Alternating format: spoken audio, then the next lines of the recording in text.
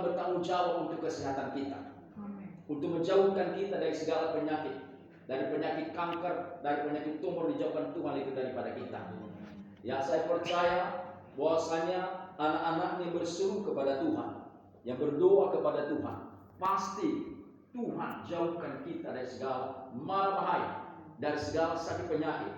Karena Tuhan bertanggung jawab atas kebenaran firman. Dia berkata, orang yang beribadah kepada Tuhan akan jauhkan daripada penyakit. Amin Bapak Ibu. Amin. Saudara dikasihi Tuhan Yesus Kristus, inilah janji Tuhan kepada kita.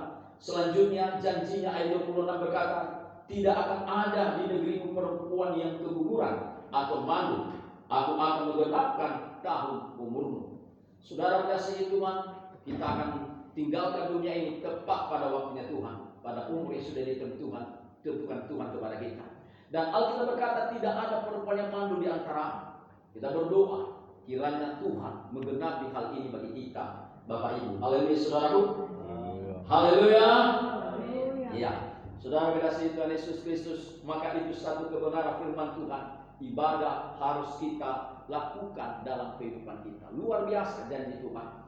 Saya percaya kesehatan itu mahal. Ya, kesehatan itu begitu mahal sehingga orang membayar seberapapun untuk bisa sehat, untuk bisa sembuh. Tapi saya percaya kita anak-anaknya, kita usahakan, kita upayakan, kita selalu beribadah kepada Tuhan.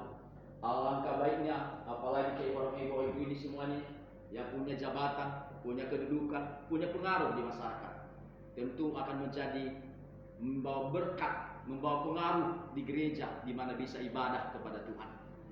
Amin Bapak Ibu. Saudara dikasihi Tuhan Yesus Kristus, dan kita melihat juga ada akibat kalau tidak ibadah. Akibatnya kita melihat satu contoh dalam kehidupan bangsa Israel. Mereka diperbudak karena mereka tidak ibadah kepada Tuhan. Di dalam kitab firman Tuhan berkata dalam Kisah Rasul pasal ke-7 ayat ke-6 dan sampai 7, di mana mereka diperbudak selama 400 tahun disebabkan karena mereka tidak ibadah kepada Tuhan. Kisah Rasul pasal yang ke-7 ayat yang ke-6 sampai 7. Saya ajak kita untuk bisa membaca bersama Kisah Rasul pasal yang ke-7 ayat 6 sampai 7, 1, 2 ya. Beginilah firman Allah, yaitu bahwa keturunannya akan menjadi pendatang di negeri asing, dan bahwa mereka akan diperbudak dan dianiaya 400 tahun lamanya. Tetapi bangsa yang akan memperbudak mereka itu akan kuhukum, firman Allah, dan sesudah itu mereka akan keluar dari situ dan beribadah kepadaku di tempat ini. Saudara dikasihi Tuhan, bangsa Israel, kita tahu mereka diperbudak bukan karena kesalahan mereka, bukan karena dosa yang mereka perbuat kepada bangsa Mesir pada zaman itu. Tetapi ada satu permasalahannya, disebabkan karena mereka adalah tidak beribadah kepada Tuhan. Dalam ayat ke-7 berkata, lalu kalau mereka keluar nanti dari negeri di tempat yang memperbudak mereka itu, maka mereka beribadah kepada Tuhan di tanah Kanaan atau tanah yang ada sekarang ini mereka berada. Bapak Ibu dikasihi Tuhan, berarti kita bisa mengambil satu kesimpulan dengan mereka menjauhkan diri daripada Tuhan, dengan tidak ibadah kepada Tuhan. Mereka ditekan oleh masalah, ditekan oleh persoalan-persoalan yang mereka hadapi dalam hidup mereka. Dan Alkitab berkata, mereka diperbudak selama 400 tahun. 400 tahun, kalau kita melihat dan menghitung generasinya, itu sudah sekian generasi mereka diperbudak. Dengan kata lain, mereka bekerja tidak mendapatkan hasil apapun. Mereka tidak bisa menikmati hidup bahagia dan sejahtera disebabkan karena mereka jauh daripada Tuhan, karena mereka tidak ibadah kepada Tuhan. Inilah akibat yang jauh daripada Tuhan. Kenapa? Karena mereka mengandalkan kekuatan mereka sendiri. Mereka menjauhkan Tuhan. Mereka tidak menghadirkan Tuhan dalam kehidupan mereka, dalam pekerjaan tangan mereka.